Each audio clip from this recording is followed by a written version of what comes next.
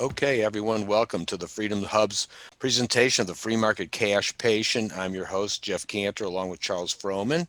We are, in fact, sponsored by the Hub itself, which we are the Disruptors Intersection for sure. We are most definitely trying to solve some problems out there, and there's a big fat one right out there that's holding everybody back, and everybody seems to want more of the middle and less of the edges, but in reality, the edges are where all the good stuff is. So we really are trying to make that happen, and one of the key ways is making use of an award-winning app, and we'll let you dig more into this, but it allows consumers and doctors to connect directly, almost like you're trying to buy something off Amazon. You connect directly, pay cash, you're all done. Cuts that third party out fast. We've got a special website set up, show you here in a minute. And then also we do have the main website. So this is where all these videos get archived. So if you come to the home site, and it's either the full thing or the acronym, either way, you come to the home screen, there's a bunch of great drop downs, so you'll come and explore. As we said, we are working on that revolution, so here's the tab pertinent to that. You'll see there's more information about it, links to connect and so on, videos. You'll definitely learn a lot. Very, very good. Now on the site for the web we'll come back to, but what happens when any of these conversations are over, and we have a lot of great speakers, there's a list coming up we'll get back into ultimately, that we have the continuing the conversation feature, and that's where you're able to connect with these people after the event, because you're going to learn something exciting and want to get more involved, or they're going to need help, or it's a cause you care about, and this is your way to connect with everybody. And these go back for a long, long time. And guess what? The ones that are old, they're as important as the ones that are new. So we need you to be aware of all of that. So again, if you come to the screen and you hover over home, you'll see where it says webinars. And if you click on there, that's the page about the different webinars that we run. We had one earlier today, and then here on the right is the one we're having now. This is the future guests, and then here's the links so you can come and see all the other past episodes. Here, let's click on one as a quick example, and you'll notice there's a wealth of them out there. They go back a long time, like I said, and there's some really important and strong topics for you to participate in. So I encourage you to go there. So let's talk about tonight, though. So Charles, on that note, why don't you give us a rundown on this evening's guest? Well, I'm going to defer to you, Jeff, a bit on Nancy Coveleskie herself, but as far as the topic goes, this is a very important topic because as Forbes featured, Jeff, the company you and I represent, for combining sharing and health savings accounts to empower patients as cash shoppers, which we need to do to fix this health market, a new account for out-of-pocket has arisen that is taking the market by storm. A lot of folks, 30 million people, have health savings accounts, tax advantage vehicles that some financial planners recommend even fully funding before your IRA. But to have an HSA requires a specific type of insurance plan that not everyone wants because it is required. It's full of a lot of questionable government requirements. And it takes a long time to build. You can build them pretty big, and the tax advantages are great. But for folks who have or are stuck with high deductible insurance plans or even sharing community situations, or are facing big out-of-pocket expenses, along came this company that does not build your money on a tax advantage basis, even if invested, but pretty much will double your money over 3 years with 11 different levels. And when you double your money, you basically cut your expenses in half. So if you're facing a pregnancy or braces or a surgery or a chronic disease regimen or the horribly expensive health care when you're retired, this is an account that we have to learn about and get the word out. So that's why we're having this topic tonight. So Jeff, tell us about Nancy. Okay, well, I appreciate that. That was very good, and it is that vital, as Nancy will let us definitely know. And she's been around the curve here a little bit in this industry and worked in a number of facets, and that's what really gives her some good insights here and allow you to get a different light on this product than you would ordinarily get from just someone trying to explain the mechanics of it. And she's worked from pension funds to series licensing to health insurance to life insurance, seniors, prescriptions, so a whole gamut. So she'll give us a little detail on some of the high notes of what she's been doing, and then we're going to definitely want to dig right into what we've got going on here today. So Nancy, on that note, I'm going to give you the screen, and if you'll take and start sharing yours. Yeah, my name is Nancy Coveleskie. I'm with Heritage Consulting Group, and as Jeff had mentioned, we go back quite a few years. But really, what my background is I started off in financial planning. I have my master's in finance, but I was insurance licensed and Series 7 licensed very early on. And throughout the course of my career, I've started leaning more toward the medical side of things, whether it's medical cost sharing, health sharing, prescription programs, but always looking with my eye on the finances of everything and trying to stay ahead of the curve on what's happening within our industry or industries. There have been so many changes within our economy and within the healthcare system, and it's more than ever, it's more important to find a way to be independent of those outside influences and to set money aside. We can see people within this past year just living paycheck to paycheck. But even before that, we have a situation where, due to Obamacare and due to many other forces, health insurance, even when they have health insurance, it's too expensive for people to even use that health insurance. It's easy to see a family paying $2,000 a month prior to using their insurance and then having a $16,000 deductible on top of it.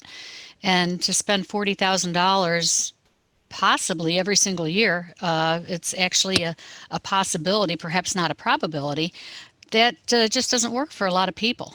So I like to always tell people that we need to have choice and control over our money and how it's spent. And this program is something that can allow every family to take advantage of that ability to do that. And it's the use of a patented way to save for your medical expenses. If you think you've heard this before, you're probably going to be pleasantly surprised because, as Charles had spoken about, HSAs have been around for quite a few years. But a year ago, prior to the shutdown, the average account size was only $2,000. Yet, as I mentioned, we see families with easily, on the low end, maybe an $8,000 deductible up to a $16,000 deductible for families. So you tap into that, $2,000 doesn't go very far at all. So what we do is we have a way of showing people how they can go ahead and perhaps increase those deductibles. They could look to alternative types of insurance or means of meeting those healthcare costs. And just to have the peace of mind that comes with knowing that you have funds set aside in case you do have some type of health concern and you have to dip into that plan and pay for that high deductible plan. Many people would also like to know that there are other things that they can avail themselves of health-wise. Many of the people that I've spoken with over the years like alternative integrative medicine. They don't necessarily just want to go to their doctor that's going to write a script for them. For some people, that's fine, but this is something that can meet the needs of so many more people. One thing that's nice about it is it has no strings attached. It's non-qualified, which means that you're not going to get a tax break, but that doesn't really matter because the doubling effect more than surpasses any benefit of having a tax break. But what that also means is that it's available to everyone. The government doesn't get to pick and choose whether or not you're eligible or not. So there are no age restrictions, and it works with any type of insurance plan. It could be a medical cost share, it could be an ACA plan, it could be a corporate plan, it could be paid for by your employer. It could be health sharing, or it could be no plan at all. There are more people now that are stepping away now that there are no penalties for not purchasing an ACA plan, and they just decide that they're going to self-insure And this could be a great tool for every single one of those conditions. And in fact, it even works for Medicare and Medicare supplements. It could work very nicely with a Medicare Advantage plan where people don't pay a premium every month, but if they use it, now they do have a nice hefty premium. So it really does check a lot of the boxes. Another thing that's very nice is that it could actually cover pre-existing conditions. There's no underwriting. We don't care what you have. We don't care what type of health care you've needed in the past. We don't care what you need in the future. And so many times people may be saving up. Sometimes you see people hobbling around with those, they're just hobbling on their knees. And they need a knee replacement. And you go, aren't you going to get that knee replacement? No, I'm going to put it off. And you hate to ask, is it because you can't afford your deductible? We have 11 different plans, as Charles had mentioned, to meet your budget and your needs. And one thing that's very nice is that they're very flexible because we never quite know what the future is going to bring.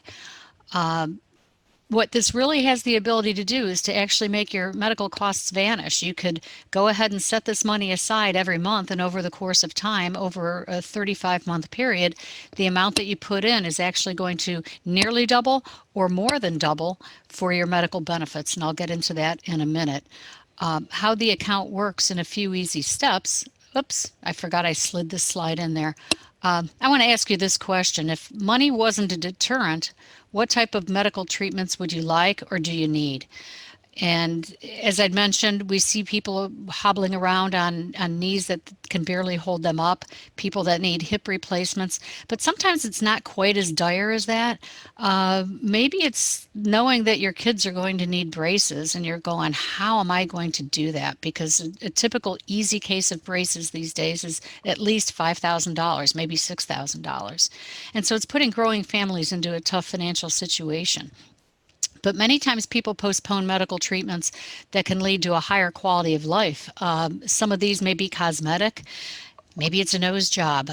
Maybe it's having some dental work done where you've always been embarrassed of how your teeth look. Maybe it's a mommy makeover. That's the latest thing for moms that had a lot of babies, or LASIK surgery. Perhaps just wearing those extra thick glasses is just becoming too cumbersome. So it's really the ability to achieve a higher quality of life by having a lot of these procedures done. Step number 1 is to select your monthly contribution.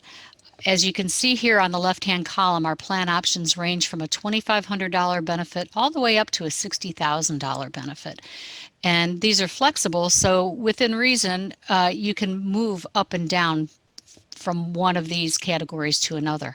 But in the case of, let's pick my own. I have 2 children. It's my husband and myself. And so I picked the $20,000 plan.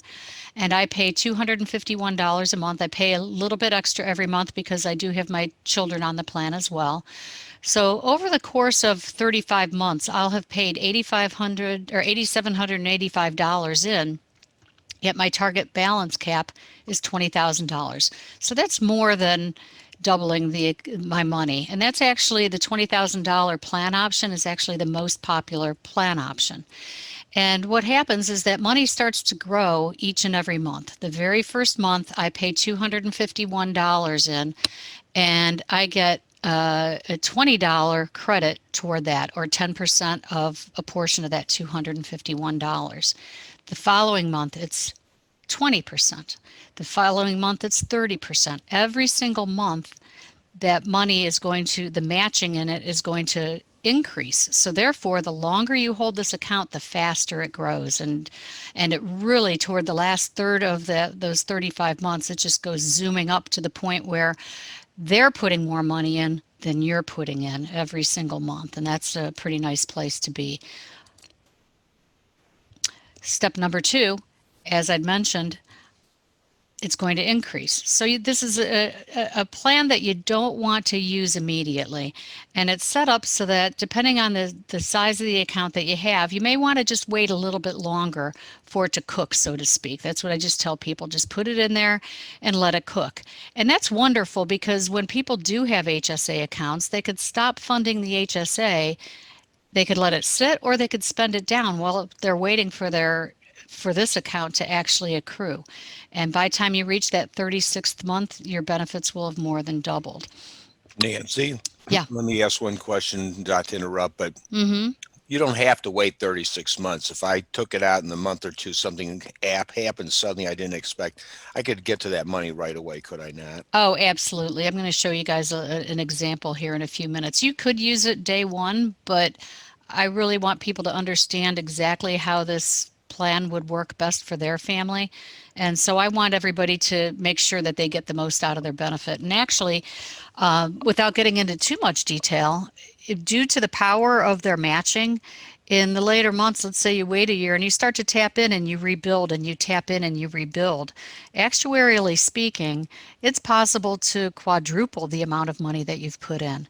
And the one thing to understand is that this is not insurance and it's built on actuarial science. So they know the law of large numbers, how many people are going to be drawing against this money. And so that benefit is actually guaranteed. And so that's a great question, Jeff. Yes, you can use it immediately, but there are reasons why you would want to wait. Step number 3 is paying for the medical expense. And this is where it gets nice and easy. All of the funds are held on a debit card. And this is actually my own card that was issued. And it's through Visa. And it's a prepaid Visa, which means that Visa does not give out debit cards without cold hard cash transferring over. So this money is actually residing in those accounts. And for anybody that's concerned with safety and with their personal health care information and personal banking information, you can't even call Visa and find out what your balance is. So they share that with no one, because when you log into the back office, you're going to be able to see your account, you're going to see the money going in, you're going to be able to see the matches, and you're going to see your withdrawals. And all of that it's all HIPAA compliant, and I like that. I like the fact that none of that is going to be shared with anybody.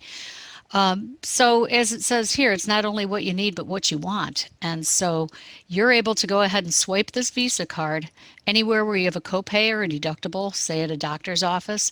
But let's say that you have laboratory, you have dental bills, anywhere that your doctor is accepting a Visa or MasterCard, they're able to swipe that because there's a code on this card that lets them know that it's being used for a medical expense. Now, occasionally there are a couple situations where it can't be. So, for example, I put down here drugstores and pharmacies. Sometimes you have to do with a reimbursement. And let's say that you go to a doctor that for whatever reason, especially when you get into the alternative or the integrative doctors where they may not accept credit cards for whatever reason, you could actually go ahead and fill out a reimbursement form, and within 30 days they'll have your reimbursement out. If you're ever in question as to whether something is going to be eligible as an eligible expense, you can call, you can get an answer within 24 hours, and they'll actually document that answer. So you don't have to be afraid of going, oh, well, I spoke to a Mary at extension 759001, and they said, oh, she doesn't work here anymore. Well, that's not how this works. And so eyeglasses, chiropractor appointments, dentists, doctors, counseling, just so many things to help fill those gaps. So, Jeff, this is what you were asking about. And anywhere along this way, let's say that in this example, I used a $10,000 account. So this person was paying in to the tune of $140 a month.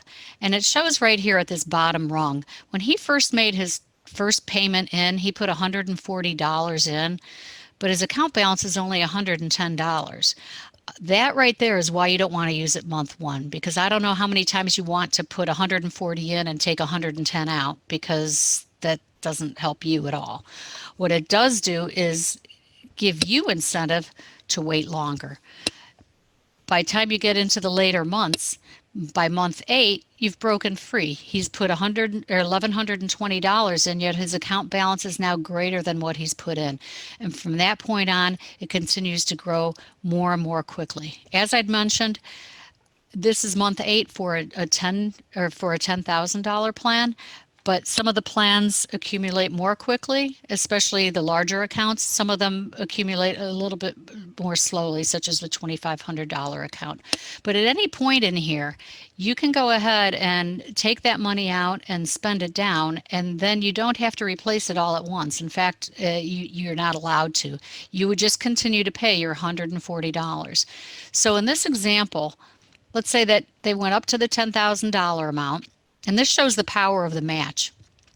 And so he'd capped out, he'd put $4,900 in, and at the end of 35 months, his account balances reached $10,000, even though he only put $4,900 in. Well, let's say that he had a medical claim, went to the emergency room, had a $4,600 bill, and he used his card. And so now his medical benefit balance is down to $5,400. Well, the way it works is he's only going to have to pay back $1,540 more. So he's going to pay back for another 12 months, and he's going to be back to that $10,000. So even though he spent $4,600, he only has to pay $1,540 to get back full to that $10,000. And the more you do that, it actually is going to help increase that doubling, tripling, quadrupling. So it really is intended to be a use account. It's not like we're trying to get people to put their money in here and never get it out. Does that answer that question, Jeff? Yeah, that was very good. Oops, did I just fast forward here? Let me go back, I'm sorry. Nope, oh, there we go. Some of the other things that come along with the membership is we have unlimited telemedicine access, and I'm going to go into that in a moment. A discount pharmacy drug card that actually is tied in with your Visa card. So you flip it right over, and your prepaid Visa has it all in one spot. So you don't have to go up to the pharmacy and go shuffling around and realize that you left your card at home or it's in your top dresser drawer. So it's very nice and easy. And most people today, they can't walk out of the house without their phone. And so it has a very nice, easy to use mobile app. And in that app, as I'd mentioned, that's where everything is on lockdown. You can't call Visa and find out what's transpired. Nobody can get a hold of your Visa card and try to check your balance. So that's one of the very nice things. And so they give us a ton of education on the site. You could go in and monitor your account balance. And it's a one-stop shop. If you have questions, you can go ahead and reach out to the home office that way as well. But one of the very nice features is telemedicine, because we're all about helping people save money. And, Jeff, I think that you would agree this time last year, telemedicine, there were some people that kind of shied away from it. And all of a sudden, what hit. And next thing you know, people are going, I'm not going to the doctor's office. I'm not sitting in there. And so many more people have been kind of forced into it, but they realize the beauty of being able to talk to the doctor from your home. This is great for young children, parents that have young kids. Anybody that has, we can all attest to the fact that they always start their fevers. They go to school on Monday, and those germs are cooking and brewing, and by Friday afternoon, it's always Friday at 5:01 when they spike that fever. And now you're trying to get a hold of your doctor. And so nothing could be more convenient. And actually, I believe it's 70 to 80% of most health concerns can be addressed at the primary care level and through a telemedicine type of triage. And so it's available day and night. This is included. And there are all different types of telemedicine. They're not all created equally. This one has no copays. And so to be able to use it on an unlimited basis for no copay, that's fantastic. And you can go ahead and you can be treated by the doctor. Many times they can go ahead and create internet access where they could speak to you within 30 minutes of your request. You could talk over the phone, whatever is easiest for you. And they could actually prescribe many treatments and most medications for you. And you could go to your local pharmacy, and that's where it gets even better. You use the discount card for your pharmacy, and you use your prepaid debit card to pay for the prescription. And so we're saving people money all over the place and really giving them the peace of mind that comes with knowing that they're just not one health incident away from having to have 25% on a credit card or using up all of their savings or going broke. So any more questions? Well, that was very good. what I was going to say is it's convenient, like you said, because for people that need to get something that's more elective, I never even tap my health insurance or health sharing for that matter. But I think I want to get LASIK eye surgery. I don't like wearing contacts or glasses anymore. And the price might be just enough that I don't want to do it. But if I'm able to, get a great cash price and then use my card, and it's only 50 cents on the dollar, basically, that I'm going to end up paying, it's fantastic. And then, like you said, it heals itself back in and fills in those missing dollars so I can reuse the thing over and over again. I know Right. myself, I had one when they were first became available, as we had a chance to work with some of the people that were the founders and the patent holders on this. And I suddenly realized I didn't have enough money. I had bought too small of a one. And like you described, it was great, just a click of a button. And I was able to go to a different sized one. And then I was, able to have more funds available. So it is a fantastically simple tool. And one other little consumer story to relay is that it's not usable at the grocery store pharmacy, because at that pharmacy, you could also walk up with some bananas and say, hey, can you ring this up with my prescription? They'll say no problem. Right. Well, this is only allowed to be used for medical things. So it won't work at the grocery store because that code you talked about doesn't match, and it won't work in the machine there because it knows that it's potentially not a medical expenditure. So I went just for fun to see if it would work, and it didn't. And it was a $4 copay, so I just paid cash and walked out. But as soon as I got outside, my phone rang, and it was the company telling me that they identified what I tried to do, and they had already emailed me the form so I could be reimbursed that $4. That's fantastic. One of my favorites also is you can get supplements, you can get massage, things like that at a chiropractor's office, and you could use the card. And very rarely are massages going to be. You just can't find help with that unless it's something that's medically necessary. Well, it doesn't matter here. It doesn't have to be medically necessary. It can be because you want it, and that's what's really nice. Right. So getting back to that choice and control over how you spend your medical dollars. Excellent. Charles, I see your hand is up. Thanks, Jeff and Nancy. Great presentation and nice slides. Thank you. I have a question. I'd like to invite Dr. Taylor, Jeff, as a surgeon, an ambulatory surgical center with a lot of innovative offerings, how he thinks some of his patients might use, this doubling effect to more easily afford even elective surgeries. Before he mentioned something about that, a couple questions, Nancy. What are some of the more frequently asked questions you get from customers on the fence? It is new, this doubling account compared to an HSA, and then also, which one? How do you help folks choose which one is best for them? Those two questions. First of all, as far as it's newer, it is newer. However, what they did is they spent about 4 years doing actuarial studies on how HSAs were used before they went for approval on this product. They used Milliman, which is one of the world's largest, if not the largest, actuarial firms. And so they poured over these numbers just to make sure that it was self-sufficient, because this is not insurance, it's self-supporting.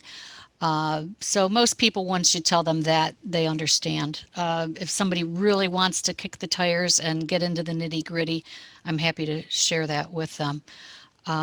As far as some of the frequently asked questions and when people are on the fence, sometimes they're just, maybe people don't use their health insurance as much. Sometimes I find that there are still some people out there that have those cushy plans, and boy, they're few and far between these days, with a really low deductible because their employer is paying for it and they've been with their employer forever.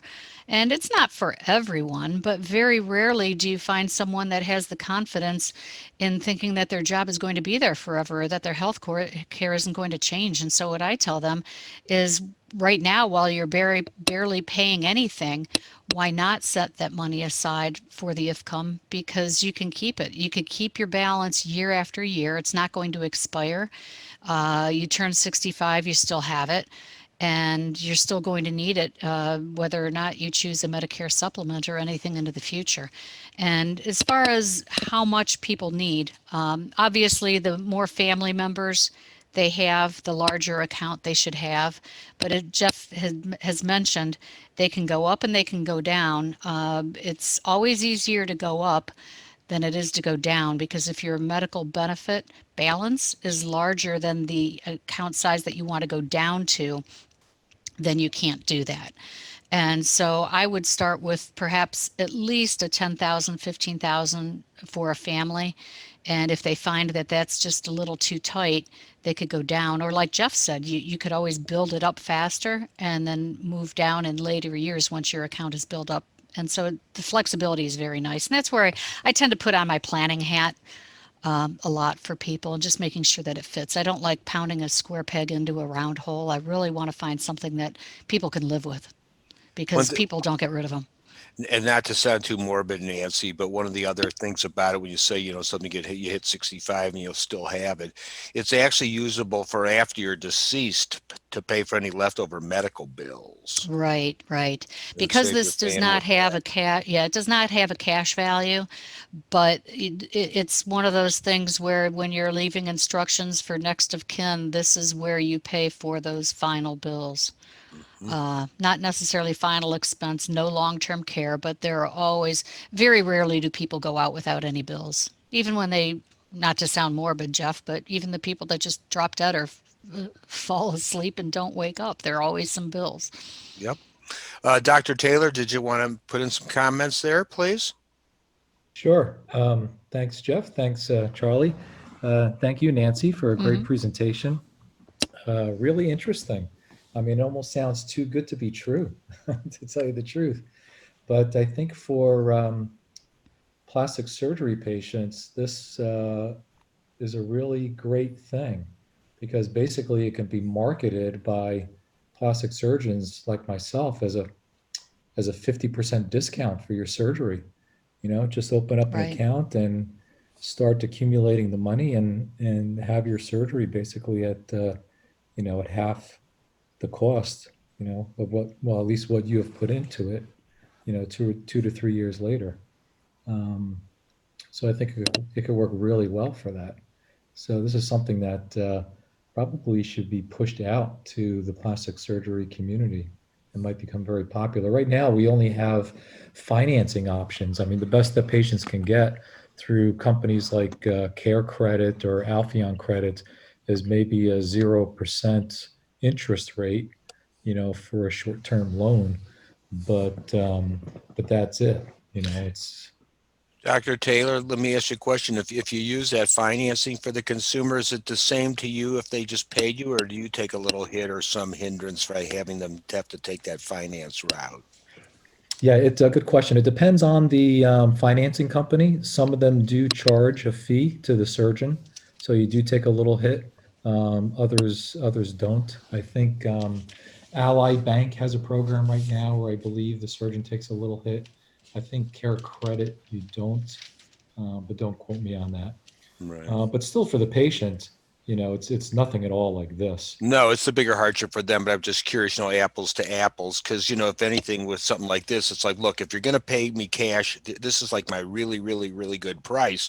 And oh, by the way, now that I already gave you that great cash price, you throw this card on top and you've cut that price in half. So Yeah, yeah, it could exactly. be leveraged very well. And for me, yours is a little more of a selective of things compared to when Nance was using the braces example. That sort of gets forced upon people as Right. Right. parents. But at least those are the areas where you would want to plan ahead, because I don't need braces tomorrow.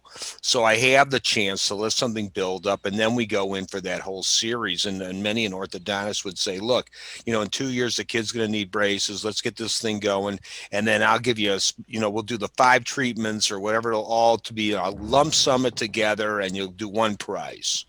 The What we win need Right. to for do everyone. is, oh, go ahead. No, that was it. I was just saying. That's good. I'm just thinking we could have those obstetricians with baby number one, give them one of these. You could Right. save over a few years, and then you have that mommy makeover. What the heck? Yeah, mommy makeover. Even Yeah, that baby even shower contributions to my account. right. Yeah, even for the facility and anesthesia fees, which Mhm. are all out of pocket, you can be using this for all of that. I did have a couple of questions, if I may. Hmm. Um, One, actually, you answered some of them. I did have a question about the back end, end of life. What happens? I think you answered that by saying it doesn't have a cash value. So this is not something that's inheritable or liquidatable, at the end of life. It No, does need to be spent down. right, and that's just Um, part of the planning process. Yeah, and The as far, spouse can take it over then. yeah. It can be used for a spouse, but there is no okay, beneficiary designation beyond the spouse.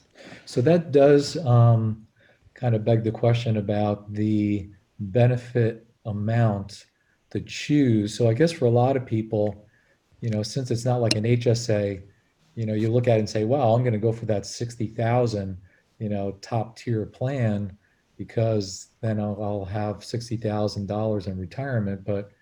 Um, but what you're saying, it doesn't have a cash value. So I guess you're better off picking a level that maybe will cover what you expect your possible out of pocket maximum for the year to be, because Yeah, then you can spend it and then replace it. you could only, I probably wouldn't try to match it year for year simply because it needs to grow a bit. What I kind of see in my mind's eye is more of a bell curve where people are young, they don't need it as much. They can allow it to grow when they have children and go to a higher benefit. And then as they age, their children age out, they get onto Medicare is to go ahead and start lowering the amount that they're contributing and allowing that the benefit cap to be reduced. Okay. But I guess there's no point in having an account that's higher than, what your deductible or what you think your maximum out of pocket would be. Because once Well, you've paid that, you can then replace it. one thing to interject though, because for me, a lot of people use this more for now. I don't get sick, so that deductible really is like a real if come. But I am going to get my Right. teeth cleaned and braces and glasses, Whitened and and yeah, and I'm going LASIK. to get supplements at my chiropractor's office, and so it's like for a lot of daily usage, consumable type things too. Right. And so obviously, this matching money doesn't grow on trees. Where does it come from? What kind of investment vehicles do they use, or do the consumer get to choose what investment vehicle? There's actually no investment vehicle. Okay. And when I said actuarially sound, remember the example I showed where you put that $140 in, but if you spend it month one, you only get 110 back? Right. That's one of the places.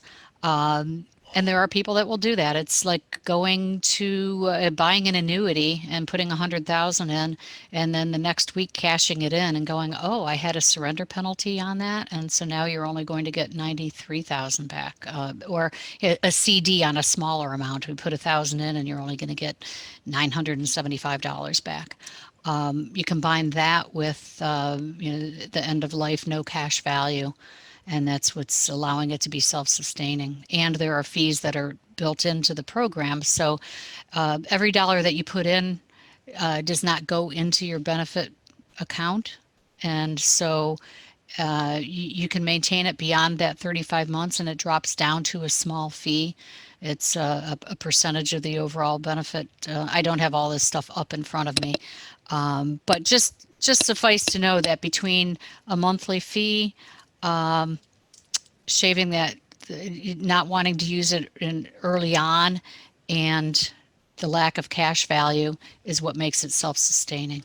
That's Okay. where the patents lie on their actuarial. Yeah. It's a closed loop of money. It functions a lot like a sharing organization, unlike insurance, where there's a transfer of risk and you can pay $1 and get 1,000 back. This only, if you're in a sharing organization, they only can pay out what they've collected. They didn't Right. invest any of that money. It's just in a pool. And it's the same thing here, but that's how the thing floats through and why it's a defined time window and a fixed dollar amount, because it makes the algorithms work. And And what's that's actually, go ahead, Jeff. I didn't and mean to just to cut you tell them, off. that's what got approved by all the departments of Yeah. insurance across the country and so on, is that patented mechanism, and why it took all those years to get those approvals. Although one thing that's nice about that versus health sharing or medical cost share is that in those cases, even though the money isn't pooled technically, you could still rob Peter to pay Paul. So somebody could join and have paid their first month for $1,000 and then the following month have a heart attack. And that is going to leave all those assets of all of the share members open to that expense. Whereas in this case, everybody has their own debit accounts, so they have their own cards, and so the money is in individual accounts. Okay, so when you do use it, and you use up some of the money in your account, then to rebuild it again, what do you just go back to the same monthly payment, and then you let Right. them know how many months they need to do that to get back up? Effective. Right. Now, if you wanted to build it faster, you could go ahead and increase to a higher amount and then drop it back down if you're really concerned with maintaining a certain level. Okay. Ideally, to also explain it a little bit, let's say you're kind of getting it up there. I deliberately don't want to spend it till like I'm after the 24th month. So now there's like, some money in there. And I'm at that $140 a month version. I'm just spending the money indiscriminately. So lo and behold, I'm kind of pulling it down faster than that 140 a month charge is actually is. So it's forever playing catch up. So I never stop paying 140. I don't have to call them up or say or do anything. It just forever always just charged me 140, and I just spend the money quicker than that 140 ever catches up with my balance. Mhm. Got it. Okay. Thank you, Nancy. Oh, you're welcome. That was good. Those were some good questions. Any other good questions here? We kind of only have a little bit of time left. It's been a pretty Jeff, quick hour. Sure. some people would like to have maybe both. We replace insurance with sharing, saving half for the major medical. And usually it is combined with a health savings account because folks understand them. They want to build out-of-pocket protection for current and retirement. But when they hear about the money doubling option, that's sold more, as we've been discussing, a way to cut in half your expected out-of-pocket. And that leaves your HSA free to appreciate for retirement. Do you ever have those conversations where you sell both, and why? The HSA for retirement and this new account for current out-of-pocket.